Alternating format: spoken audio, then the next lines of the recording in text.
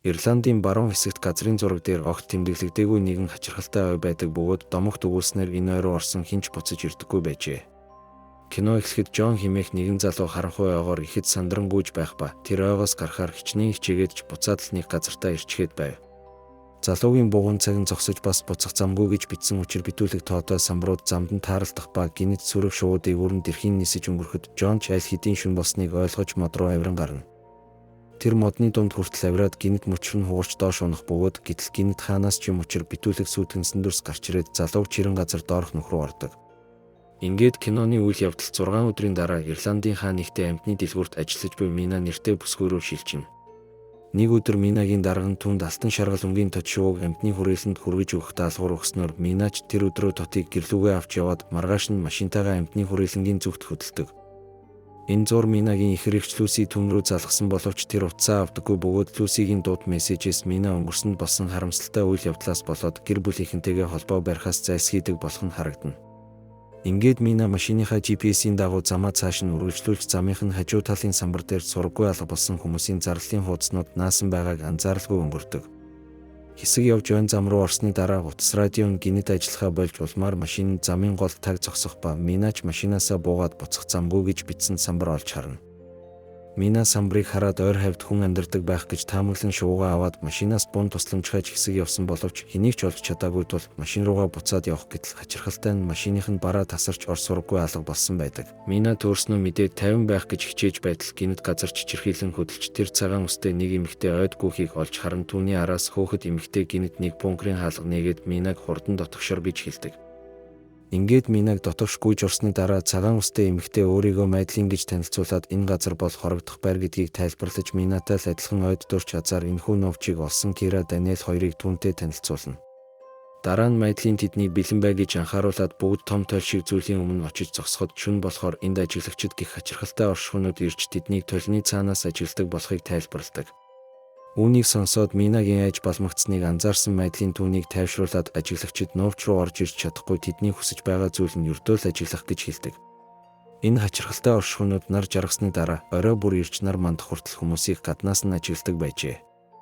Маргааш өглөө нь Мина шуугаа аваад тэндээс явхаар шийдэх бөгөөд нөгөө гурван түүнийг ойд ганцаараа амьд үлдэж чадахгүй гэж хичнээн анхааруулсан ч Мина тэднийг галзуурчхаж гэж бодоод анхааруулгыг нь тоолгүй тэндээс явдаг. Ингээд тэр ой дундуур хэсэг явсныхаа дараа хэнийг нэрийг нь дуудахыг сонсон эргэж хараад ойн гүнд хүн шиг дүрстэй ямар нэг зүйл зогсож байхыг харж бушуухан тэндээс цухтаана. Тэр хэсэг гүгээд ойн төгсгөлд ирсэн боловч энэ нь цаашаа ямар ч замгүй мухар ой байж таарах ба удсанчгүй майдлын түүнийг гүйцэж ирээд өмнө нь маш олон хүн энэ хачирхалтай ойгоос гарах гэж оролдож байсан боловч хэн ч амжилт олж байгаагүй талаар хэлдэг. Тэр мөн ой хүмүүсийг хий юм харахад хүрэгдэг гэж тайлбарлана. Түүний хэлснээр ойд тааралдах буцах замгүй гэж бичсэн тоотой самбаруудыг профессор гихнийг хүн зоосон бөгөөд хэрвээ энэ самбаруудын нэгийг нь л давчхвал шүн болохоос өмнө амжиж новчинд хүрч чадахгүй учраас самбарыг хизээж хитэрч болохгүй байв. Ингээд маргааш нь бүгд ой руу явцгааж харанхуй болохоос өмнө эргэж ирэхээр тохиролцох ба Мина Кирад хань болж Кирач түнд нөхөр Жон 6 өдрийн өмнө новчнаас гарч яваад одоо болтол эргэж ирээгүй байгаа талаар хэлдэг. Дараа нь Кира түнд аврах том хар нүх харуулад энэ нь ажиглагчдын нар мандахаар дотор нь орж нуугддаг новч болохыг тайлбарлана. Ингээд бүгд суугсны дараа майдлын Минад заавал мөрдөх ёстой дүрмүүдийг танилцуулах бөгөөд энэ дүрмүүдийн дагуу нуруугаа хизээж тойл руу харуулж болохгүй харанхуй болсны дараа хаалгаа нээж болохгүй бас хар нүхнүүд рүү хизээж ойртож болохгүй байжээ. Харин маргааш нь Мина Даниэлд хань болж явах ба Жон алга болсноос хойш Даниэл анагнах үргийг хүлээж авсан байжээ. Даниэл замдаа түүнд тэдэн дундаас хамгийн удаан энд байгаа нь их сургуулийн профессор байсан майдлын гэдгийг тайлбарлаад түүнийг ажиглагчдын талаар хамгийн их зүйл мэднэ гэж хэлдэг. Харин Мина Даниэлийг энд 8 сар болохдоо нэг ч удаа ажиглагчдыг харж байгаагүй гэдгийг сонсоод энэ бүх зүйлд итгэхгүй байсан ч Даниэл ажиглагчийг харсан хүн угаасаа амьд гардаггүй гэж түүнтэй маргана. Улмаар Мина үннийг олж мэдхийн тулд майдлын түнд хэлсэн дүрмийг зөрчин ажиглагчдын нуугч болох том хар нүх рүү орж үзэхээр шийдэх ба Даниэл ихэндээ айж байсан ч эцэстээ түнд туслахаар болдог. Ингээд Мина олсоор дамжин доош буугаад асаагаараа асан гэрэл гаргаж нүхийг судлан өмнө нь хүмүүсийн хэрэглэж байсан хуучин камер, ундаг дугуй, сонин чихмэл тоглоом гэх мэт зүйлсийг олно. Тэр олсон зүйлсээ ундаг дугуйнд хийж олсоор явуулсныхаа дараа гинэт архирах чимээ сонсож харанхугаас 6 гар гарч ирэхийг олж харах бөгөөд гар түн рүү ойртох гэсэн ч наран түлэгдэн ухардаг. Айсан Минач бушуухан тэндээс гарч Даниэлтай хамт олсон зүйлсээ өөрсдийнхөө новч руу авч явна. Майдлын тэднээс энэ зүйлсийг хаанаас олсныг нь асуухад Мина ойгоос олсон гэж худлаа хэлсэн хэдий ч Майдлын түүний үгэнд итгэхгүй Минагаас ямар нэгэн зүйл олж харсан эсхийг нь асуудаг. Энэ хооронд Даниэл камерыг бункер дотор суйрлуулж электрон хэрэгслүүд зөвхөн бункер дотор л ажилладаг тухай тайлбарлаад Майдлын яриад байсан профессор гэх хүн бункерын доор ямар нэгэн цахилгаан үсгүүр суйрлуулсан байх гэж таамагладаг. Ингээд тэд хяналтын камертай болж аваад эцэст нь ажиглагчдыг харах боломжтой боллоо гэж бодон догдолж тэднийг эрхийг нь хүлээсэн ч тэр шөнө ажиглагчид ирдэггүй. Гэтэл гинэд хэн нэгэн новчны хаалгыг тогшоход энэ нь Кирагийн нөхөр Жон байх бөгөөд Майдлын Кирад энэ нөхөр нь биш ажиглагчид нөхрийнх нь дүрд хувирн новч руу орж ирэхээр оролдож байна гэж анхааруулдаг. Кирач нөхрөө мөн эсхийг шалгаж үзэхээр зөвхөн Жонны л мэдэх асуултыг асуухад Жон хариулж чадахгүй байдаг бөгөөд удсанчгүй Жон царайгаа камерт харуулхад ямар нэг зүйл түүнийг чирэн авч явна. Тэгтэл ажиглагч камерыг шууд хагалж тэдний хийсэн энэ үйлдэл ажиглагчдын дургүйг хүргэсэн учраас толийг хүчтэй цохиж юугүй толийг хагалж орж ирхэн гэж бүгд айж байтал гинэд нам гүн болдог.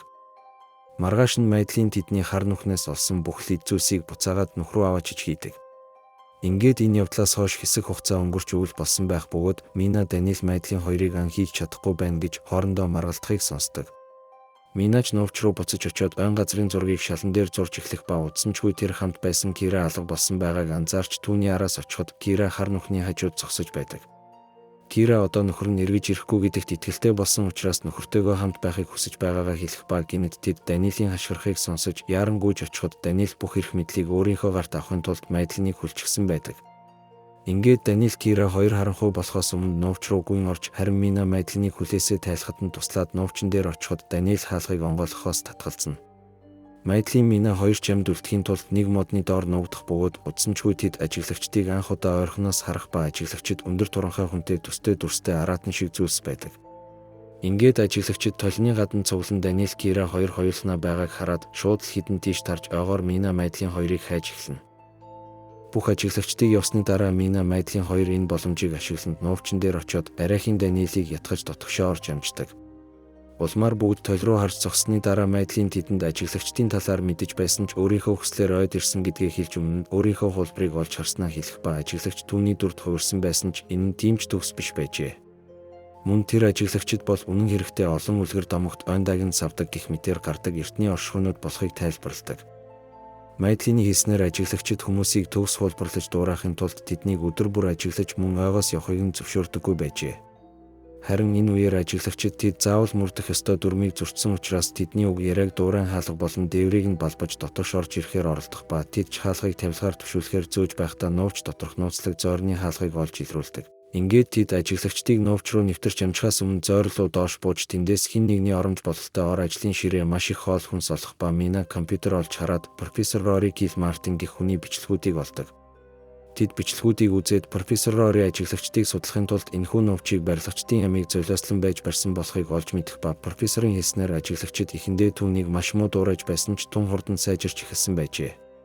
Тэр нэг ажиглагчийг барьж түүний хулбарлах чадварыг нь ашиглан өгшгүй мөнх амьдардаг болохын тулд туршилт хийсэн байна. Гэхдээ энэ нь бүтлгүүдэж тэр өөрийнхөө барьсан ажиглагчийг алаад дараа нь амиа хорлохоор шийдснээ хэлж бичлэгийг нь үзэж байгаа хүмүүсийг новчнаас гарч 134 гэсэн тоотой самбарын ойролцоох завыг нь олоод эндээс цухтаахыг захидаг. Мөн тэр зарим нэг зүйлийг оролдохгүй орхих нь зөв гэдгийг анхааруулад их сургуульд байхдаа хийсэн ажиглагчдын талаарх судалгааны ажлыг нь устгаж өгөхийг гуйснаар сүүлийн бичлэг дуустдаг. Ингээд маргааш нь тэд ойгоос явхаар болж нуур руу хүрэх замыг олохын тулд Минагийн шувууг торноос нь суллаж шувууг дагаж явсаар нэг хачирхалтай газарт ирэх бөгөөд Майдлын тэдэнд энэ нь эртний хүмүүсийн ажиглагчдыг хорсон газар гэж тайлбарлана. Эрт цагт хүмүүс болон ойндагнууд хоорондоо дайтаж хүмүүс ялаад тэднийг газар доор цөлсөн ба цаг хугацааны явцад харанхуйд удаан байсан ойндагнууд далавч болон зарим ид шидээ алдаж мангас шиг төрхтэй зүйлс болж хувирсан байна. Будсанчгүй харанхуй болж ажиглагчид нүхнээсээ гарч ирээд тэдний араас хөөх ба тэд ч арай гэж нуурын эрэгт хүрдэг. Ингээд тэднийг завинд суугаад цухтаах гэж байтал Жон тусламжгүйн дуудаж Даниэл түүнд туслахаар очиод Жонны дүрд хувирсан ажиглагчид алуулдаг. Энэ хооронд 3 эмэгтэй заваар цухтаж амжих ба Жонны дүрд хувирсан ажиглагчид тэдний араас харсаар хоцордог. Харин 3 эмэгтэй ойгоос амжилттай цухтаж зам дээр ирээд автобусанд суун гэр гэртээ харьцгаана. Маргааш нь Мина профессорын захиасыг биелүүлэхээр их сургууль дээр нь очиж судалгаатай нь танилцах бөгөөд тэр хүмүүс болон дагнууд эрт дээр цагт хамтдаа эв найрамдалтай амьдардаг байсныг тэрч байтугай хоорондоо гэрлэж хүүхэдтэй болдог байсныг олж мэднэ. Эдгээр холимог цустай хүүхдүүд бусад хүмүүст хувирах чадвартай бүр нас барсан хүнд ч хувирч чаддаг байсан бөгөөд хүмүүс болон ойн дагнуудын хоорондох дайн дууссаны дараа тэдэнд юу тохиолдсныг хэн ч мэдэхгүй байжээ. Мина дараа нь хідэн зураг олоод Майдлины тухай цочирдмоор зүйлийг олж мэднэ.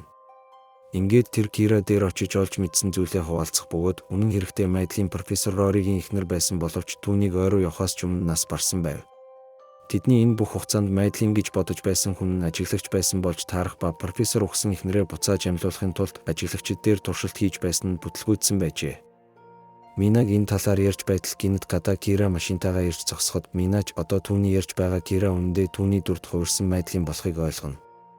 Ингээд ажиглагч дахин хүмүүсийн дунд амьдрахын тулд Кира эсвэл Минагийн аль нэгэнд хувирахаар шийдснээ хэлж дараа нь Джонийн дүрд хувираад Кира Мина хоёрлоо дайрдаг. Дараа нь ажиглагч Даниэлийн дүрд хувираад энэ бүх хугацаанд тэдний дүрд төгс хувирахын тулд тэднийг дэрэгдээс нь ажиглаж байснаа хэлэх ба тэр бусад ажиглагчдаас онцлогтой нарны гэрэлд явж чаддаг байжээ. Тийм ч учраас бусад ажиглагчид түүнийг гажуудал гэж үзэж гадуурхан зовоож тарчлаадаг байсан тул тэр профессор Рориг ирэхэд ойгоос цухтаах боломж гэж харсан байна. Профессор Роригийн барьсан ажиглагч нь үнэн хэрэгтээ улаан ус тохин буюу Майдлин байсан бөгөөд профессор түүнийг алах гэж оролцсноор түүний ойгоос цухтах зорилго нь бүтлгүйдсэн байв. Ингээд Майдлин Минагийн дүрд хувиран түүнийг яг алах гэж байтал Минаж түүнд Майдлиныг үнэн хэрэгтээ хагас хүн хагас дагна болохыг хэлж тийм ч учраас тэр бусад ажиглагчдаас өөр байж нарны гэрэлд явж чаддаг бас ойгоос гарч чадсан гэж тайлбарлана. Улмаар Мина түүнтэй адилхан холимог цустай ажиглагчид хаа нэгтээ байгаа гэдгийг хэлээд ганцаараа байхын оронд тэднийг олж дунд нь амьдрахыг санал болгоно. Харин эцэст нь өөрийнхөө талаарх үннийг олж мэдсэн Майдлин гинэд далавчтай болж тэндээс нисэж алга болдог. Хэсэг хугацааны дараа Мина хүүхэд байхад нь өөрийнх нь буруугаас болж машин нь осолтон ээж нь нас барж ихэр нь хүнд гэмтсэн гэж бодоод огт уулздаггүй байсан ихэртэйгээ буцаад холбогдож харилцаагаа сайжруулсан байдаг. Тэр ихэр Люсидэ Майдлин одоо хүртэл түүний араас өөр хүний дүрд хувиран дагдаг болохыг хэлж заримдаа тэр улаан устэй бяцхан охины дүрд хувирдаг болохыг тайлбарлахад Люси түүнийг тайвшруулна. Ингээд Минагийн шувуу цонхон дээр очиж тоншоход гудамжинд нэгэн улаан устэй охин зогсоод тэдний цонх руу харж байгаагаар кино төгсдөг.